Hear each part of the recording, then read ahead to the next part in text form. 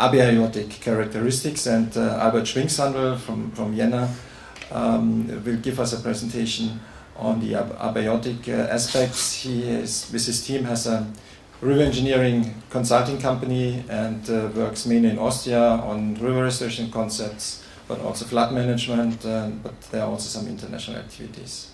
Please, Albert. Thank you very much, ladies and gentlemen. I'm glad to be here to present you some information on the abiotic characteristic of lowland rivers and the challenges in restoration. My experience in this field is based on various projects and studies, mainly on the rivers Morava and Dyje in the trilateral area between Czech and Slovak Republic and Austria. It's of course a very comprehensive topic, so I tried to focus on some important issues and parameters which I think are the most important and the most driving forces and parameters when we speak about sustainable and state-of-the-art restoration projects. What is the natural situation regarding morphology of lowland rivers? Typically are the meandering sections of the river. Of course, not all lowland rivers in full length are meandering. They also curved or are mainly more or less straight. But these meandering sections are very typical and very interesting to study. We find low longitudinal slope accompanied with flat and wide floodplains. We have a comprehensive network of side arms and channels. We observe in the natural situation very heterogeneous spectrum of channel morphology regarding parameters like width and depth, or if we speak about the structure of riparian zone and riverbed. And like in all river ecosystems, flood events and the sediment dynamics are the predominating and very important actuating variables in the ecosystem. A lot of river training works have taken place in the last centuries. They began in the 19th century when we speak about Morava or Dyje River. They mainly have taken place in the 20th century, beginning of 20th centuries. Here on the picture we see works being implemented at Morava. A new channel for the river has been dug. The cutoffs are built, and the new banks are stabilized by riprap. And here, left to this transport train, you see the initial channel course here in this area. So the objectives of the river training, Werner Latzowski partially mentioned them already. One of the objectives was to improve land utilization, the reduction of flooding, and improvement of shipping conditions were further objectives. Also not so rare is the aim to fix a border between neighboring states, and energy production and so on are to be mentioned. So here you see aerial photographs of three time steps, beginning on the left for 1942 in a section of Morava River. You see the typical meandering morphology, the meandering situation. Also to be seen quite different patterns regarding land utilization compared to the picture on the right. Then in the center picture you see at the time step 1969 the already guided out river training with the cut-offs being built in this area. So these training works were very important and very dominant singular events for the whole morphological and consequently the whole ecosystem. And I want to show in the following slides some selected parameters which we analyzed to find out and to make transparent the differences and the development. One of the parameters you see here drawn in a graph where we have here the mean depth of the cross section. In the horizontal axis we have the width of the cross section from 0 to 120 meters. We analyzed different time series of cross section geometry data, and the data set before river training you see drawn in the blue color. So you see here a quite heterogeneous pattern regarding the data spots. You can do some grouping of the data sets, so it's quite a wide range of geometry we find in the historic cross-section data. If you look at a red group of data spots, you see that the data are quite monotonous. The river training works in the river training works. A standard cross section has been implemented, and this leads to the mentioned monotonous situation in this parameter of width and depth ratio.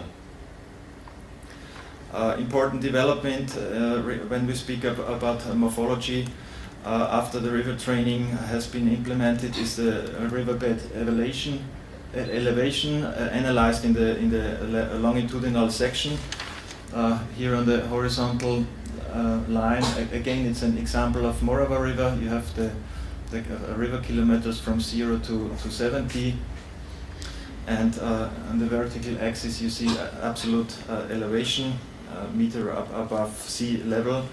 And we can observe in the medium range of Morava border section between Austria and Slovakia a bed elevation decrease more than 1 meter.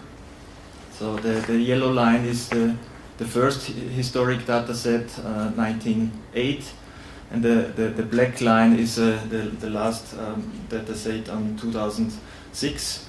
What we see in this section that the black and the red lines are quite close together. This makes us interpret that after the first decades after the training works, quite a significant degradation of the riverbed has taken place. After that, a new balance in the longitudinal section has been implemented, and since mids of 80s and the 90s the situation more or less is stable, except the river mouth section into the Danube, because of the Danube riverbed decrease. So also the Morava riverbed follows the decrease of the riverbed of the Danube. Let us zoom into the digital terrain model of the floodplain. Here is a section with a cut-off former meander at Morava River. Very interesting. You see here these scars in the topography of the floodplain, and it's very interesting to understand how this topography comes into existence. So, in the natural situation, on the concave bankside, erosion takes place, and the river is eroding the concave part of the bank and is eroding also the sedimented material being situated there. And through erosion, the river migrates to the outer direction and leaves back the areas sedimented before, and is migrating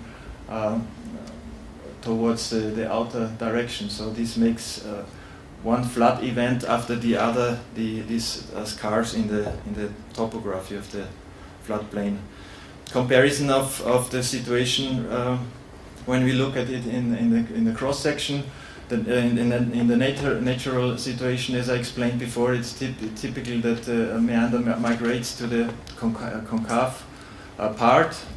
Sediment banks are developing, are increasing, and these smaller ridges, smaller walls sedimented in former flood events, they are left behind, and the river is migrating to the side on the right side. And in the regulated situation, river banks are 100% stabilized. So with each flood event, we have sedimentation on the very close stripe, close to the river bank. We did, together with our colleagues in Bratislava from Water Research Institute, we did comprehensive analysis of this historic development of sedimentation, and we find many cross sections where this sedimentation meanwhile reaches heights about 1 meter or even more than 1 meter in maximum. So this suspended load model predicts that close to regulated Morava River, we will have in the coming 30-year sedimentation in the range of, let's say, 5 to 50 centimeter. This is what you see in nature when you go out after flood events. A completely natural situation that you have sedimentation within a flood event, but it's not natural that it takes place every year on the same spot. And I will show you with this graph what half meter means in a lowland river floodplain. You see here the cross section. Here is a section through the floodplain. So let's say this is an actual situation of the morphology, and this is the water level. When this water level is exceeded, then water flowing out into the ecosystem, into the floodplain. And you can connect this with this water level discharge curve, and you see that a value of 235 cubic meter per second is corresponding to this water level. And if we cross it with this discharge duration curve, we see that in 26 days a year, in a mean year, we have this water level is exceeded.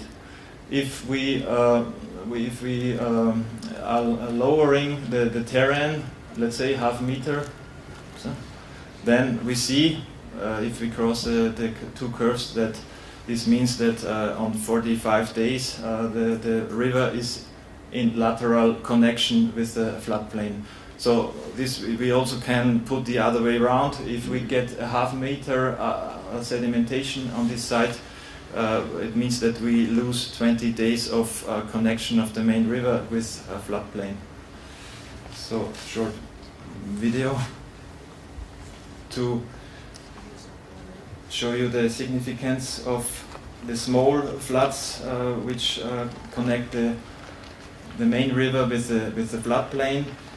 It shows that every impoundment, every barrier at the riparian zone means that small flood events are impeded to go into the floodplains, and also the very punctual small measures are very important. There were some projects building some small flood channels at these areas. These are small measures are very important, but they are very vulnerable to be blocked or to be sedimented. Final slide, the conclusions I want to present at this place. We have seen out of this comprehensive analysis that highly modified lowland river, I said, do not function, and function I mean not only ecological but also water management and land use consequences. Why? Because sedimentation processes cause continuous heightening of riverbanks, lateral connectivity decreases, riverbed erosion may restart again water management, groundwater level decrease, and so on, and with all the economic and ecological disadvantages following.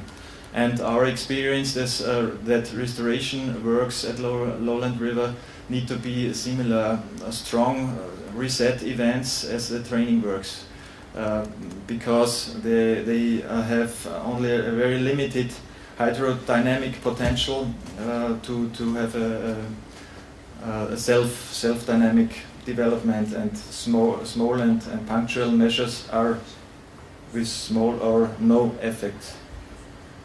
Thank you very much.